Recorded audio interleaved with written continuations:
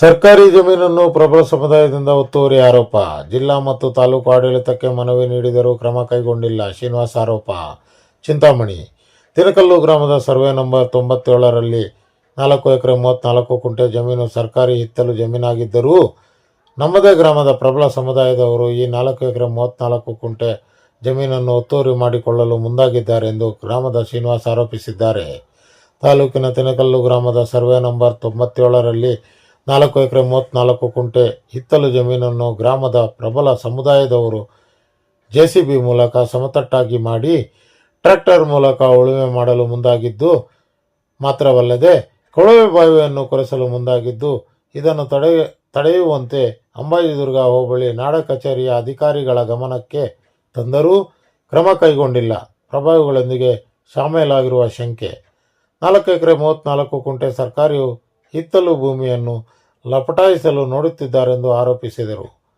ನಕಲು ಗ್ರಾಮದಲ್ಲಿ 70% SC/ST ಜನಾಂಗದವರಿದ್ದು ನಮಗೆ ಖಾಲಿ ನಿವೇಶನವನ್ನಾಗಿ ಭೂಮಿಯನ್ನು ನೀಡಿಲ್ಲವೆಂದು ಅನಾದಿ ಕಾಲದಿಂದಲೂ ಈ ಪ್ರದೇಶವನ್ನು ತಿಪ್ಪೆಯನ್ನಾಗಿಸಿಕೊಂಡು ಬಳಕೆ ಮಾಡುತ್ತಿದ್ದಾರೆಂದು, ಆದರೆ ಇದೇ ಗ್ರಾಮದ ಪ್ರಬಲ ಸಮುದಾಯದ ಒಂದೇ ಕುಟುಂಬದವರು ಸಂಪೂರ್ಣ ಜಮೀನನ್ನು ಆಕ್ರಮಿಸಿಕೊಳ್ಳಲು ಮುಂದಾಗಿದ್ದಾರೆ.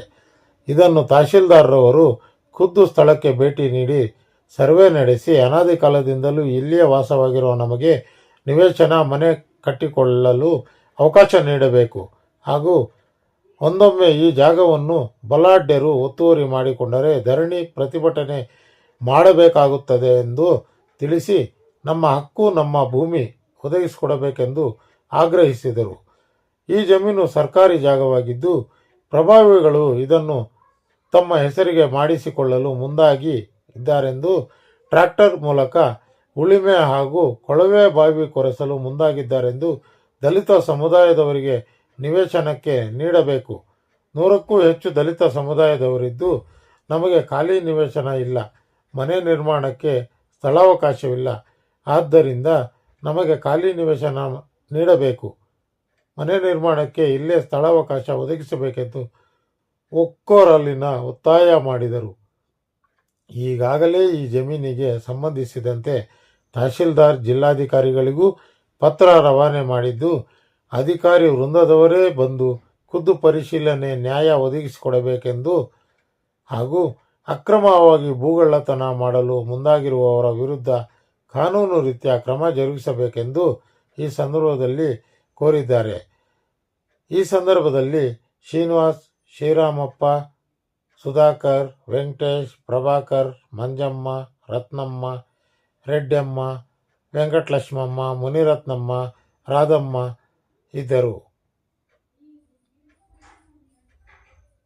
ಅನುಕೂಲ ಮಾಡಿಕೊಡ್ಬೇಕಂತೇಳಿ ನಾವು ನಮ್ಮ ಕುಟುಂಬದವರ ಪರವಾಗಿ ನಾನು ಬೇಡ್ಕೊಂತ ಇದ್ವಿ. ಮಾಡಿದ್ದು ಯಾವಾಗಿಂದ ಈ ರೀತಿ ನಡೀತು? ಇದು ನಾವು 3 ತಿಂಗಳಿಂದ ನಾವು ಅರ್ಜಿ ನಮ್ಮ ಜಿಲ್ಲಾಧಿಕಾರಿ ಕೊಟ್ಟಿದ್ವಿ, ತಹಸೀಲ್ದಾರ್ ಸಾಹೇಬ್ರಿಗೆ ಕೊಟ್ಟಿದ್ವಿ, ಅವ್ರ ಗಮನಕ್ಕೆಲ್ಲ ತಂದಿದ್ವಿ.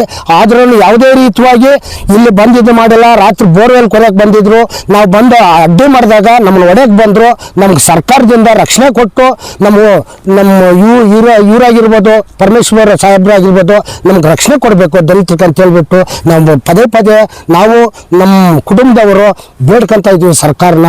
ಯಾರು ಒತ್ತುವರಿ ಮಾಡಿರೋದು? ಒತ್ತುವರಿ ನಮ್ಮೂರು ಸುವರ್ಣವರು, ರಾಮಚಂದ್ರಪ್ಪ, ಇದು ಕೆಂಪರೆಡ್ಡಿ, ನರ್ಸರೆಡ್ಡಿ, ಈರಣ್ಣನವರು ಬಂದು ಅವರು ದುಡ್ಡು ಐತೆ, ನಾವು ಬೇರೆ ಕಂಟ್ರಿಗಳೆಲ್ಲ ನೋಡಿದ್ರಿ, ನಿಮ್ಮ ಕೈಲಿ ಏನಂತಂದೇಳಿ ನಮ್ಮ ಕೊಲೆ ಬೆದರಿಕೆನೂ ಕೊಡ್ತಾ ಇದ್ದಾರೆ. ಸ್ವಾಮಿ ನಮ್ಗೆ ರಕ್ಷಣೆ ಕೊಡಬೇಕು ಅಂತ ಹೇಳ್ಬಿಟ್ಟು ನಾವು ಸರ್ಕಾರದಾಗ ಮನವಿ ಮಾಡ್ಕೊಂತ ಇದ್ವಿ. ಏನ್ರಪ್ಪ ಹೇಳ್ರ?